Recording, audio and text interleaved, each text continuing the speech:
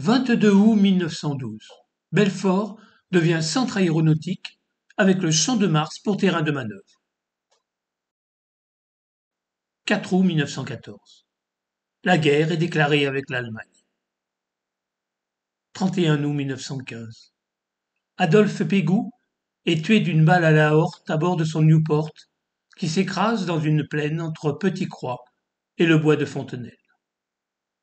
8 février 1916.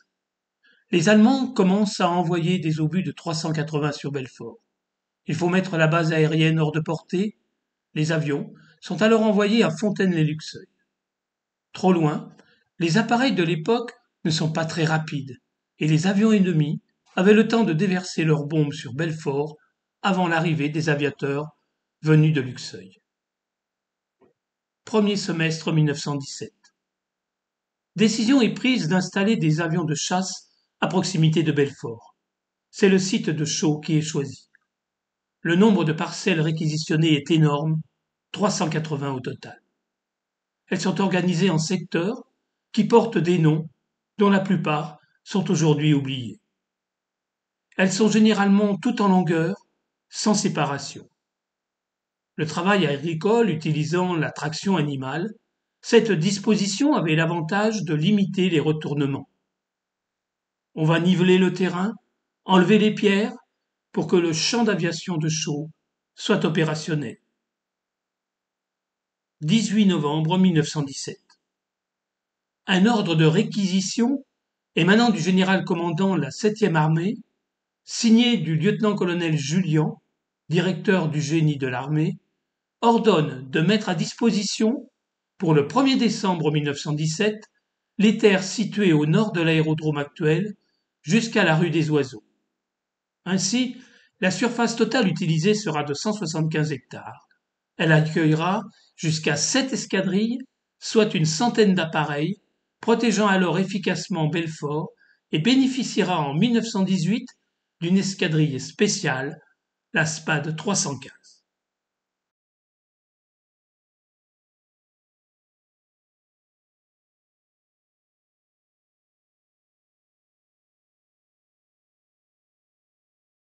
La guerre terminée, que faire des terrains?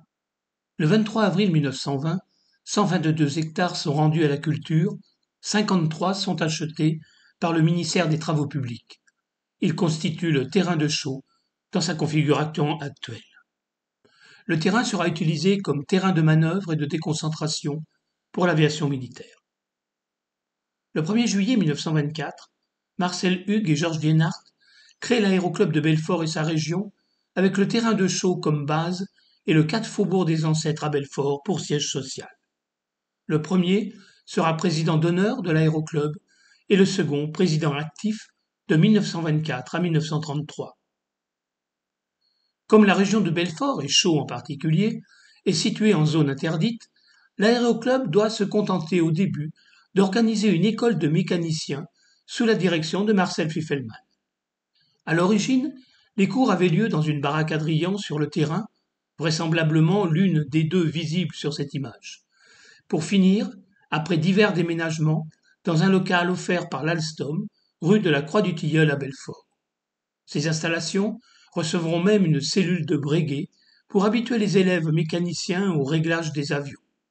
Par la suite, en raison des brillants résultats obtenus, le ministère de l'Air affectera un instructeur militaire. En 1929, l'aéroclub reçoit son premier avion, un Henriot 14, confié par le ministère de l'Air. En 1930, construction du premier hangar, suivi du second en 1931. Ces constructions sont implantées en bordure de la route de La Chapelle-sous-Chaux, avant le passage à niveau. En 1931, le ministère de la Guerre a enfin levé la zone interdite qui enclavait le terrain de Chaux.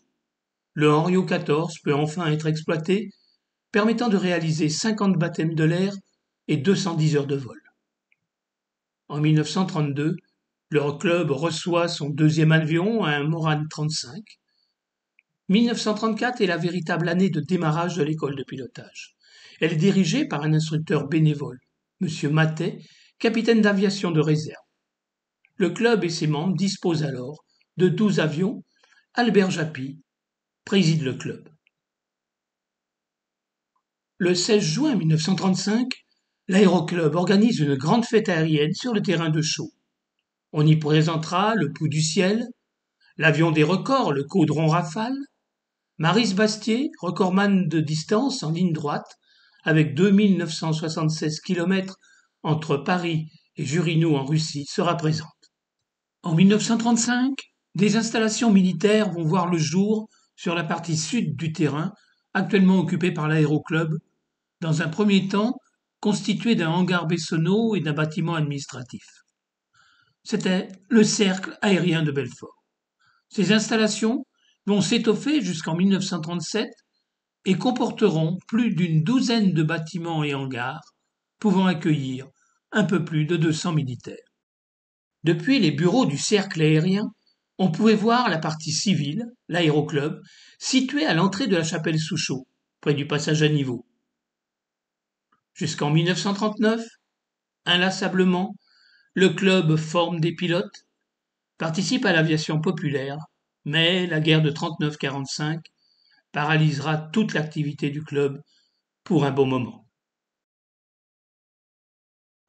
La drôle de guerre courait déjà depuis 8 mois lorsque le 10 mai, les Allemands bombardèrent les principaux terrains d'aviation. Le 11 mai, l'aérodrome de Chaux sera touché, le hangar numéro 1 de l'aéroclub détruit, alors que le numéro 2 semble avoir échappé aux bombes. Le lendemain, l'aviation ennemie se concentra sur la piste, rendant impossible toute utilisation. Quelques jours plus tard, un Allemand photographie, depuis un camion militaire, les dégâts infligés aux installations. On y voit les hangars de l'aéroclub et, sur le côté droit, le Farman 200, Fox Alpha Juliette Papa Kilo de Robert Rhin. Il avait donc échappé à la réquisition et n'avait pas été évacué. Après la guerre, le terrain était hors d'usage.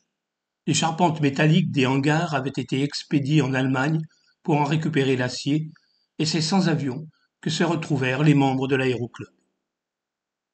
Une poignée de mordus se mirent au travail. On réorganisa des cours de navigation et d'aéromodélisme. En 1946, un groupe de jeunes consacra ses loisirs au déblaiement d'une partie de la piste. Bientôt, au titre des dommages de guerre, le club se procura une carcasse métallique de hangar Butler, puis un clubhouse. Un Morane 315 et un Stamp furent affectés au club. Ces installations prirent la place de la base militaire abandonnée. En 1947, on vit revenir des avions. Ce Nord-1000 de l'armée de l'air fut le premier des avions de liaison à venir sur le terrain, car nous avions une bonne brochette de colonels, ex ou pilotes de combat, qui étaient amis ou parents de membres du club et venaient facilement rendre visite n'importe quand. L'homme pensif marchant devant l'avion et Georges Lénard, le président alors de l'aéroclub. 1951 voit l'achèvement du hangar Butler, grâce à l'aide de M. Wandling, ingénieur en chef des ponts et chaussées, et de Gaston Richard, son collaborateur au service des bases aériennes. En 1952, avec l'aide des collectivités locales, l'édification d'un chalet de piste a été possible. Il servira à loger un gardien, M. Laurent, dont la présence sur le terrain avait été jugée indispensable en raison du trafic aérien. L'école de pilotage forme 10 pilotes, sous la direction du chef pilote, M. Soberly.